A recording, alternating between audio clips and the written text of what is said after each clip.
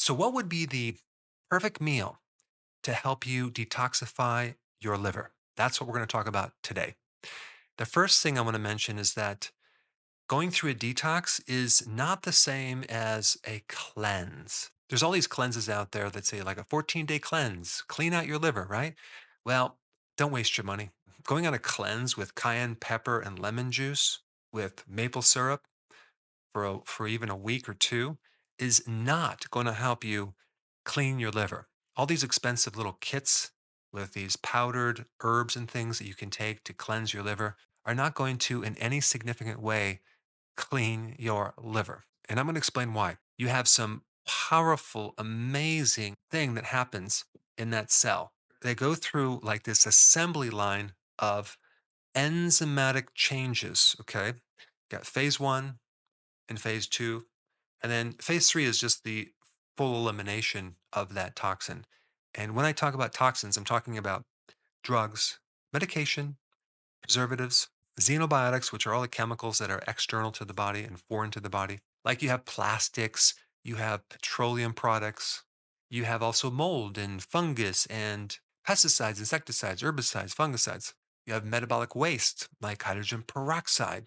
You have toxins from smoking. I think there's over 6 or 7 thousand different chemicals. Okay, with about I think 74 to 100 uh, carcinogens. Then you have chemicals in vaping. You have caffeine, heavy metals. I'm not sure if I mentioned that. Cleaning chemicals, alcohol, hormones that need to be broken down. So we are basically swimming, bathing in chemicals 24/7, especially if you use tap water and it's like in your shower head and you have to drink that. And I mean, it's hitting us from every different angle. Thank goodness we have this system of phase one, phase two detoxification. And the whole goal of this process is to turn poisons into harmless, water soluble particles.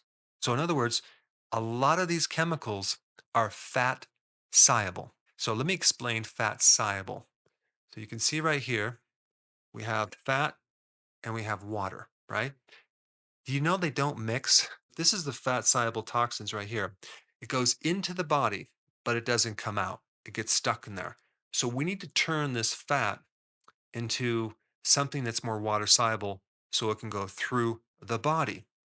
So, what these enzymes do is basically add something to the fat and then and so they break it down into something that can actually go through the body. Okay. This is another example that I use with like bile salts and what bile salts can do for fat. But it's a good analogy also for what these enzymes do to the fat soluble poisons. In phase one, they're adding, either water, hydrogen, or oxygen to start to oxidize and break it down. The challenge with this phase one, okay, is that when this chemical is activated, it becomes more toxic, more dangerous, more of a carcinogen because you're adding oxygen and you're oxidating it and you're opening it up. That's why we have phase two. But we need phase one to be able to dismantle this so then we can then add the next thing to this chain of events. So phase one kind of starts the process, it activates things, it requires certain nutrients like folate, vitamin C, certain B vitamins, calcium, etc. And this is also the phase where if you consume grapefruit juice, right, or grapefruit, and you're also taking a medication, there's a certain chemical in grapefruit that will retain that drug longer in your system and it will make things more toxic for you. So you never want to consume grapefruit juice or grapefruits while you're taking a certain medication. And during phase one, there's a lot of free radicals and oxidation happening. And this is where you need a lot of antioxidants. So, antioxidants protect the cell against all this free radical stuff going on. And detoxification is different because you're taking a poison and turning into a water soluble harmless particle. Now, after phase one gets a hold of that poison, then phase two comes in there and it does something called conjugation. Okay. And that's basically adding a water soluble molecule to this compound. Like, for example, glutathione. So glutathione binds with it, and now it's water soluble. And if you ever get a DNA test, you'll see all these detoxification enzymes, and you can actually see if you have a problem with them genetically. Like say there's just a mutation with one of those enzymes, and what that means is there's some sluggishness, and that enzyme doesn't work like it should. So it makes you more susceptible to damage from that poison if you're exposed to it. It's just going to be harder for your body to get rid of that toxin unless you eat very healthy and you do things to really avoid that toxin. So, the value of a DNA test will tell you the importance of avoiding a certain toxin or going above and beyond what you normally do to eat certain things to help this process happen faster. And when I'm actually evaluating DNA testing, I'm finding a lot of people have a problem with these detoxification enzymes. So in phase one, okay, the name of this group of family of enzymes are called the cytochrome P450 enzymes, okay? And then in phase two, you have a bunch of other names involving glutathione, but I'm not going to get into these names at this point. Just realize that all these enzymes pretty much do the same thing, but in different locations in the body and with different toxins. So, like I said before, there are detoxification enzymes in your intestines, in your lungs, in your kidney, but the liver is the primary area of detoxification. So, with phase two, you're attaching certain water soluble compounds to help it become more water soluble. And that involves sulfur, choline, certain amino acids, zinc. Now, there's a couple points I'm going to talk about with this whole assembly line of enzymes to break down these chemicals. It really depends on how chronically you're exposed to these chemicals. For example, if you have a bad habit of smoking, okay, every day for a long period of time, that is going to be way more of a problem with these enzymes and the accumulation in chronic irritation and the side effects of things like cancer. Because remember, cancer is this chronic irritation or damage to the mitochondria that then switches over into this out of control cancer cell. Well, something causes it, and it's usually the chronic exposure to something, and it can also be diet as well. And on top of that, if someone has a fatty liver, which the majority of the population does, this phase one, phase two detoxification enzyme pathway just does not work like it should. Also, if they have inflammation in the liver, same thing like hepatitis, it just won't work that well. And especially if they have cirrhosis, it won't work that well. Now, there's also a phase three detoxification where you're eliminating these water soluble chemicals throughout the body. But what if, for example, you are constipated, right? Your bowels hold on to these toxins. Well, that's a problem because they accumulate, especially if you have chronic constipation.